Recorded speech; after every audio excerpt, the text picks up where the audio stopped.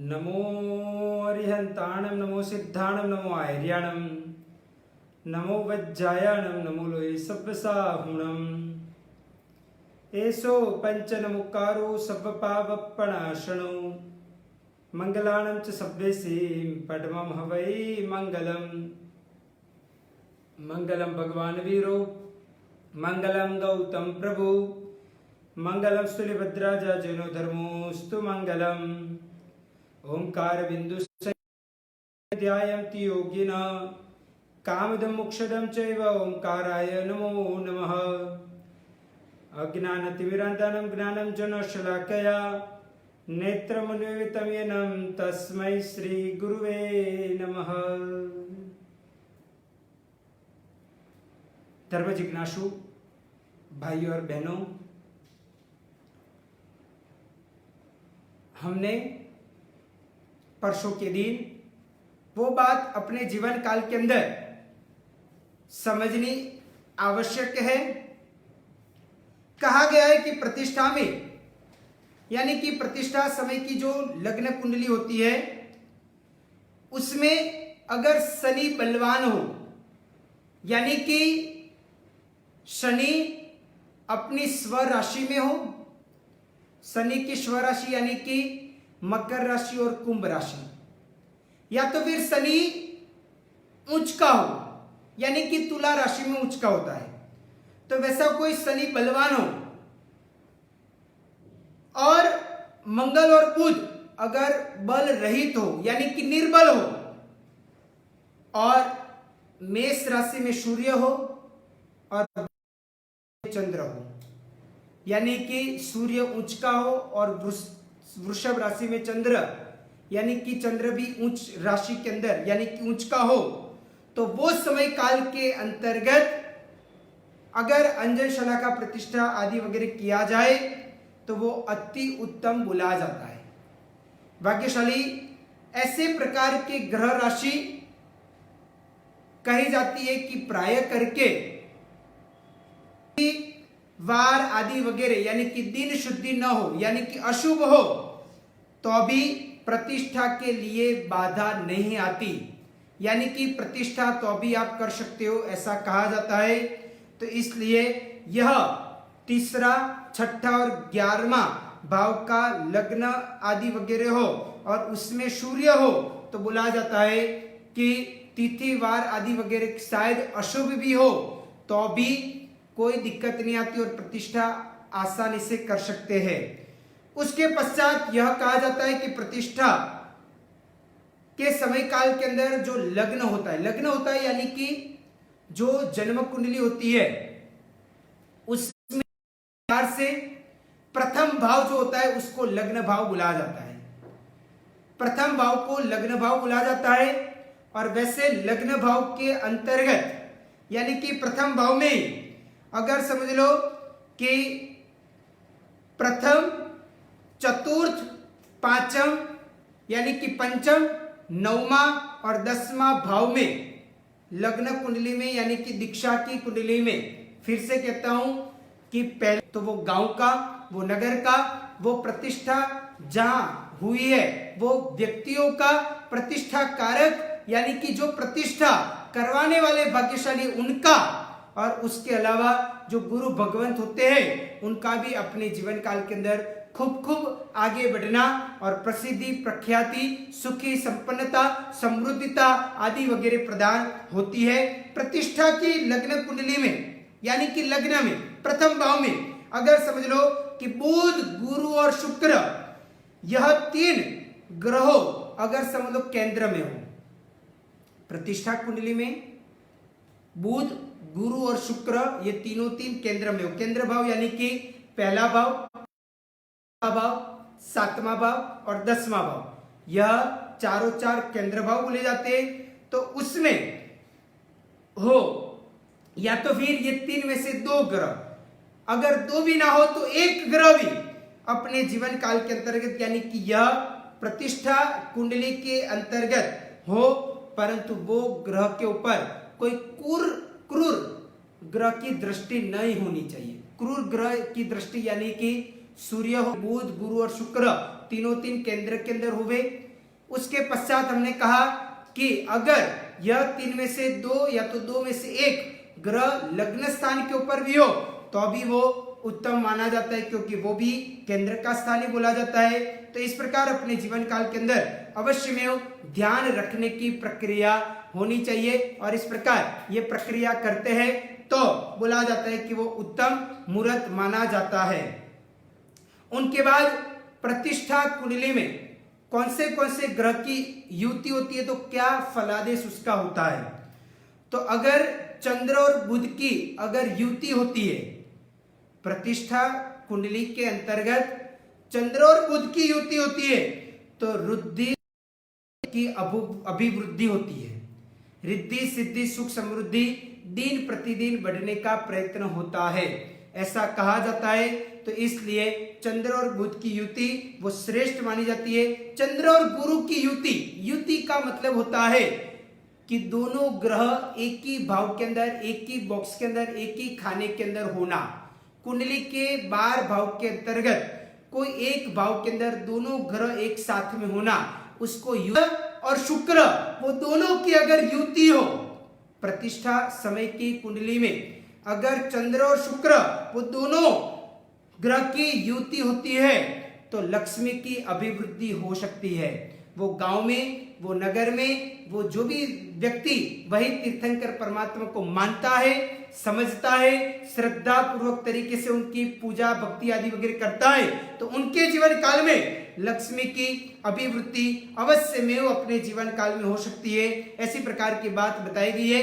प्रतिष्ठा समय की कुंडली में कौन से स्थान के ऊपर कौन से ग्रह हो तो वो शुभ यानी कि उत्तम माना जाता है। प्रतिष्ठा समय की कुंडली में कौन से स्थान के ऊपर अगर ग्रह हो तो वो मध्यम माना जाता है, और कौन से स्थान के ऊपर ग्रह हो तो वो कनिष्ठ, तो उसकी भी बात हम देख लेते हैं। तो सबसे पहले उत्तम ग्रह कौन से स्थान के ऊपर होवे तो वो प्रतिष्ठा कुंडली के अंदर उत्तम यानी कि श्रेष्ठ माना जाता है। तो भाग्यशाली सबसे पहले नंबर के अंदर सूर्य अगर समझ लो कि 10वें और 11वें भाव में हो तो भी श्रेष्ठ माना जाता है, उत्तम माना जाता है। अगर चंद्र वो व्यय स्थान, व्यय यानी कि 12वां स्थान यानी कि व्यय खर्चा और खोट का स्थान बोला जाता है, वो बोला जाता है, तो उसके अलावा कोई स्थान के ऊपर हो तो वो भी श्रेष्ठ माना जाता है, उत्तम माना जाता है। गुरु 6ठे भाव के अलावा कोई भाव के ऊपर हो गुरु तो भी वो श्रेष्ठ माना जाता है। शुक्र 6ठे और 7वें भाव के सिवाय यानी कि उसके बिना अन्य कोई भी स्थान के ऊपर वो भी श्रेष्ठ माने जाते हैं। शनि और राहु तो बोला जाता है कि 9वें 6ठे और 11वें स्थान के ऊपर शनि और राहु उत्तम माने जाते हैं। तो वैसा प्रकार का यह प्रतिष्ठा कुंडली के अंदर कहा जाता है। भाग्यशाली प्रतिष्ठा कुंडली के अंदर स्वर का भी बहुत बड़ी एक बलता रहती है, ताकत रहती है। तो उसके लिए कहा जाता है कि ज्योतिष शास्त्र के मुताबिक एक स्वर की बात आती है। स्वरोदय नाम का एक शास्त्र कहा जाता है। भाग्यशाली आगे भी मैंने आपको कुछ 1-2 दिन पहले उसकी थोड़ी चर्चाएं की थी। वापिस वही बात आपको दोबारा कहता हूं, बराबर ध्यान से सुनना कि हमारे नाक जो है वहां पे 2 छिद्र है, उसका एक छिद्र यानी कि लेफ्ट साइड का जो छिद्र है उसको चंद्र नाड़ी कहा जाता है, और जो राइट वाला से हवा बाहर निकालोगे, श्वास उच्छ्वास की जो प्रक्रिया होती है उसके द्वारा जो बाहर हवा निकलेगी तो पता चल पाएगा कि वो चंद्र नाड़ी चलती है या सूर्य नाड़ी। कोई भी एक नाक बंद करोगे तो तुरंत ही हमें एक अनुभूति होगी, जो फोर्स हवा का बाहर निकलता है तो वो कौन से नाक में से ज्यादा बाहर निकलता है वो देखना अत्यंत आवश्यक है। अगर समझ लो कि लेफ्ट वाले नाक में से ज्यादा हवा बाहर निकलती है तो उसको चंद्र नाड़ी कहा जाता है, और समझ लो कि राइट वाले नाक में से ज्यादा हवा बाहर निकलती है तो वो सूर्य नाड़ी कहा जाता है। अगर कोई बार ऐसा भी होता है कि दोनों नाड़ी में से एक जैसा ही वायु, एक जैसा ही फोर्स अगर बाहर आता है तो समझ लेना कि वो सुषुम्ना नाड़ी कहा जाता है। तो सुषुम्ना नाड़ी के अंतर्गत तंत्र, यंत्र, कोई साधना आराधना करना, कोई मंत्र को सिद्ध करना आदि वगैरह कार्य के अंदर वो सफलता दिलाता है। अभी इधर हमारी प्रतिष्ठा की बात चल रही थी, तो उसके अंदर कहा जाता है कि अगर ज्योतिष शास्त्र के मुताबिक यह कहा जाता है कि स्वर का ज्ञान हो, यानी कि स्वर उत्तम चलता हो प्रतिष्ठा के लिए उत्तम स्वर यानी कि चंद्र नाड़ी बोला जाता है वो चलता हो, और तब इस प्रकार का कुछ मंत्रोच्चार आदि वगैरह गुरु भगवंत के मुख से उनके मुखारविंद के द्वारा यह सुनाने का प्रयत्न होता है, और उसके द्वारा कुछ मंत्रित आदि वगैरह चीज की जाती है। तो उसमें वो कौन सा मंत्र और किस प्रकार बोलने का होता है, तो भाग्यशाली ध्यान से सुनिए। और वह मंत्र जब चंद्र स्वर चलता हो और उसमें भी जल तत्व चलता हो, तो उसके लिए वो विशिष्ट प्रभाविक बोला जाता है। तो भाग्यशाली वो मंत्र कुछ इस प्रकार का है। ओम ह्रीं नमो अरिहंताणम, ओम ह्रीं नमो सिद्धाणम, ओम ह्रीं नमो आयर्याणम, ओम ह्रीं नमो उपज्जायणम, ओम ह्रीं नमो लोहि सब्बसावणम, ओम ह्रीं ओहि जिनानम, ओम नमो परमोहि, ओम नमो अनंतोहि जिनानम, वीरे वीरे महावीरे जय वीरे सेन वीरे वर्धमान वीरे, ओम ह्रीं अणियाय ठ ठ ठ स्वाहा। इस प्रकार का कुछ मंत्रित ये मंत्र के द्वारा वाषक्षेप चूर्ण आदि वगैरह डालते हुए इस प्रकार वो प्रतिमा जी के ऊपर प्रतिष्ठा करने के वक्त इस प्रकार किया जाए, तो वो श्रेष्ठ मुहूर्त के अंदर और श्रेष्ठ मंत्रोच्चार पूर्वक यह प्रतिष्ठा आदि वगैरह उत्तम मानी जाती है। और जो प्रतिष्ठा करवाने वाला श्रावक होता है वो दोनों की चंद्र नाड़ी चलनी बहुत आवश्यक है, चंद्र स्वर चलना बहुत आवश्यक है।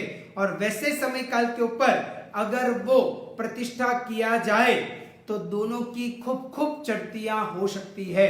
इस प्रकार का विधान हमारे जैन शासन के अंदर बोला गया है। और चंद्र स्वर में भी जल तत्व हो तो वो विशेष लाभकारक बन सकता है, वैसा प्रकार की बात हमारे इधर आती है। अभी प्रतिष्ठा के मुहूर्त के अंदर मध्यम ग्रह कौन से माने जाते उसकी बात करते हैं। हमने पहले उत्तम ग्रह देख लिया, अब स्थान के ऊपर कौन से ग्रह हो तो मध्यम बोला जाता है। सूर्य अगर समझ लो कि 10वें स्थान के ऊपर हो, चंद्र 6ठे स्थान के ऊपर हो, 9वें स्थान के ऊपर हो, या तो फिर केंद्र में हो, यानी कि चंद्र 6ठे स्थान के ऊपर, 9वें स्थान के ऊपर, या तो केंद्र में यानी कि पहले, चौथे, 7वें या तो 10वें भाव के ऊपर हो। बुध जो होता है वो 6ठे, 7वें और 9वें स्थान के ऊपर हो, गुरु 6ठे स्थान के ऊपर हो, शनि 5वें स्थान के ऊपर हो, या तो फिर 10वें स्थान के ऊपर भी हो, तो वो कनिष्ठ मुहूर्त माना जाता है। वैसा मुहूर्त प्रतिष्ठा आदि वगैरह के लिए लेना वो उचित माना जाता नहीं है, तो उसका भी विशेष करते हुए ध्यान में रखना चाहिए। अपने जीवन काल के अंदर वो चीज को भी समझते हुए आगे बढ़ने की प्रक्रिया करनी चाहिए। भाग्यशाली अभी आज मैं आप सभी को एक और बाबत बोलने के लिए जा रहा हूं। और आज से जैसे हमने आगे के जो भी प्रवचन या तो ज्योतिष आदि वगैरह क्लास हुए उसके अंतर्गत हमने एक दिन मेष राशि वाले, दूसरे दिन वृषभ राशि वाले, तीसरे दिन मिथुन राशि वाले, वैसे लगातार क्रमशः 12 राशि वाले को कौन से अपने गुरु जिनालय में या तो जिन मंदिर में भराने चाहिए उसकी बात हमने किया था। अभी मैं आपको आज से शुरुआत करता हूं कि मेष राशि वाले जिनके नाम के अक्षर अ, ल, ई के ऊपर से है, या तो फिर जो व्यक्ति की जन्म कुंडली में चंद्र जहां पे पड़ा है वहां पे 1 नंबर अगर लिखा हुआ हो तो कहा जाता है आदि वगैरह के कारण उनका फलादेश चेंज भी हो सकता है, कुछ बदला भी जा सकता है। परंतु अभी मैं जो कह रहा हूं सिर्फ मेष राशि वाले जनरली कैसे होते हैं, सामान्यतः उनका फलादेश कैसा होता है, उसके बाद मैं विशेषकर से आज आपको कहने के लिए जा रहा हूं। तो भाग्यशाली बराबर ध्यान से सुनना। बोला जाता है कि मेष राशि, तो मेष राशि का स्वामी मंगल है। बराबर धीरे धीरे एक एक स्वामी जो ग्रह के होते यानी कि राशि के होते वो भी समझते रहना, याद रखते रहना। तो मेष का स्वामी मंगल बोला जाता है। और वो मंगल वो एक प्रकार से उग्र ग्रह माना जाता है। और मेष राशि का अगर कोई चिन्ह हो, सिंबल हो, में उसको घेटू ऐसा कहा जाता है, हिंदी में भेड़ बोला जाता है और इंग्लिश में शीप बोला जाता है। तो भाग्यशाली यह उनका एक प्रकार का सिंबल है। तो वो घेटू की तरह यानी कि जो भेड़ होता है उसकी तरह उसका स्वभाव यानी कि वो भोलापन व्यक्ति होता है। जो मेष राशि वाले होते हैं वो जनरली बात कर रहा हूं कि वो अपने जीवन काल के अंदर भोले होते हैं, परंतु यानी कि वो जिद एक बार पकड़ ली कि नहीं ये काम मुझे करना है तो करना ही है, तो बस वो अपने जीवन काल के अंदर करते हैं और वो ज्यादातर बातों बातों के ऊपर क्रोध लाने का प्रयत्न करता है। यानी कि क्रोध उनके जीवन काल के अंदर बहुत कुछ आ सकता है, वैसा कहा जाता है। ये ऐसे प्रकार के यानी कि मेष राशि वाले जो व्यक्ति होते हैं उनको भोजन भी गरम गरम यानी कि एकदम गरम वाला जो भोजन होता है वो उनको ज्यादातर प्रिय लगता है। वो व्यक्ति ऐसे होते हैं मेष राशि वाले कि परोपकार करने के लिए अपना जीवन पूरा की पूरा व्यतीत करने के लिए भी तैयार हो जाते हैं। यानी कि उनका परोपकारी स्वभाव होता है। उनकी आंख लाल रंग की कई कई बार होती रहती है और उनका एक प्रकार से लाल और थोड़ी बड़ी ऐसी प्रकार की जनरली होने का प्रयत्न होता है। उनका जो नाखून होता है, उनके जो नाखून है वो एक प्रकार से वृक्ष होते हैं और ऐसा प्रकार के वो नाखून वाले होते हैं। वो व्यक्ति जनरली बहादुर होता है, निडर होता है, किसी से डरने वाला नहीं होता है। वो व्यक्ति की बारी बारी से जीवन काल के अंदर गलतियां होती रहती है और ऐसे व्यक्ति अपने जीवन काल के अंदर पुष्ट व्यक्ति होते हैं और ऐसे प्रकार के वो व्यक्ति के साथों साथ उनको कभी भी किसी के अंडर में रहने का काम करना मेष राशि वाले को अच्छा नहीं लगता है। मेष राशि वाले के मन में यही रहता है कि मेरे अंडर काफी प्रमाण के अंतर्गत लोग काम करें परंतु मैं किसी के अंतर्गत काम नहीं करूं। ऐसा प्रकार की उनकी एक प्रकार की विचारधाराएं अपने जीवन काल के अंदर रहती है। तो ऐसा प्रकार का यह मेष राशि का आज इधर तक देखते हैं। आगे मेष राशि की बातें मैं कल के प्रवचन के अंदर आपको कहूंगा और कल भी थोड़ा बहुत प्रतिष्ठा आदि वगैरह के लिए जो एक प्रकार क्या कुंडली आदि वगैरह होता है या तो प्रतिष्ठा की मुहूर्त होते हैं उसकी बातों का चर्चा करेंगे। और उसके अलावा जो समय होगा तो हम जरूर पंच महापुरुष एक प्रकार से कुंडली के अंदर कैसे बनते हैं वो भी देखेंगे, उसका फलादेश भी देखेंगे, बहुत जरूरी है। ऐसे प्रकार के कुंडली के जो राजयोग आदि वगैरह होता है वो व्यक्ति अपने जीवन काल के अंदर किस प्रकार आगे बढ़ सकता है या तो उनके जीवन काल के अंदर कैसा कैसा फलादेश आदि वगैरह होता है उसकी बाबतों की चर्चा भी हम कल के प्रवचन के अंदर कल के बराबर सुबह में 10 बजे के क्लास के अंदर देखेंगे। तो सभी भाग्यशाली कल बराबर 7 मित्रा की आज्ञावरुद्ध बुलाओ तो मिच्छाम दुक्कड़म आने वाले प्रवचनों के माध्यम से हम शनि की पनौती के बारे में, उसके अलावा कालसर्प योग के बारे में, उसके अलावा गज केसरी नाम के जो राजयोग होते हैं उसके बारे में भी बहुत अच्छी प्रकार का